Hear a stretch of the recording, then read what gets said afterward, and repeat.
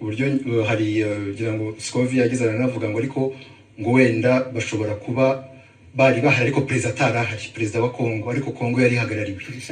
Kandi njye navuze yuko the chair was empty, kandi byari byo.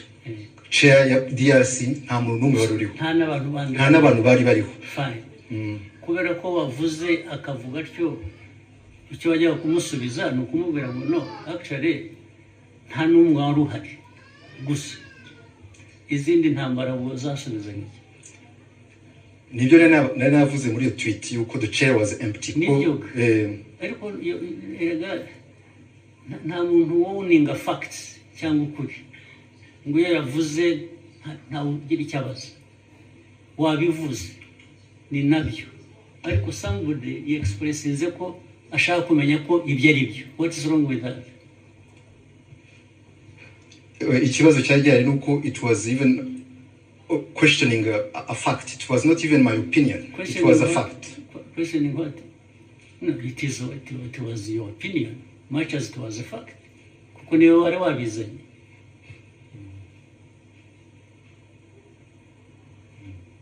Your opinion can be a fact much as it may not be a fact.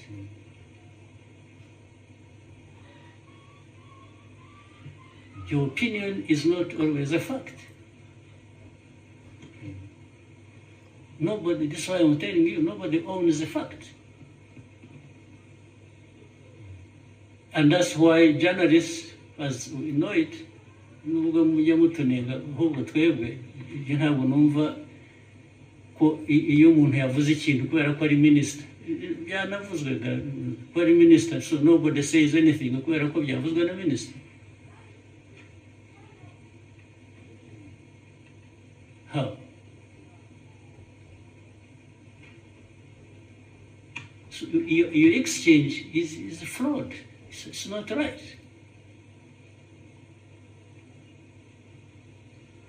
You didn't even, if you really wanted to act even as a minister, you wouldn't have had this exchange like the way you did.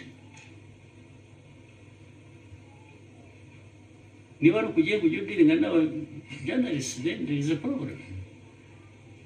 So byabanje kuba ko ari interpretation ya French n'ikinyarwanda, kuko ni nabyo wanditse, ni nkaho wababwiraga ko bakwiye kuba bazi igifaransa kizima kitari icyo.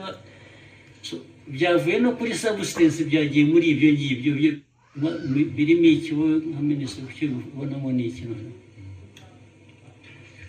It was just to ensure yuko abanyarwanda bahabwa the right information kubyerekeye ibyabaye gusa. The right information iva mu bibazo bibazwa. If they are asking you and you can substantiate what you are saying, abanyarwanda they are benefiting. Another time actually they may question you and find what you said was not right. Still abanyarwanda will benefit.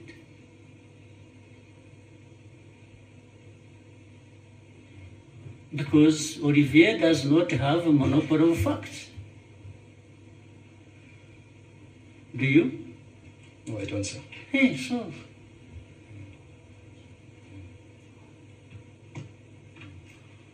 Why would you behave in exchange as if you own the facts?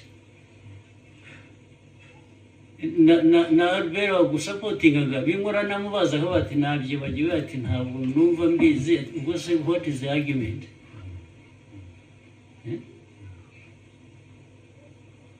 Muvaneho kajagari.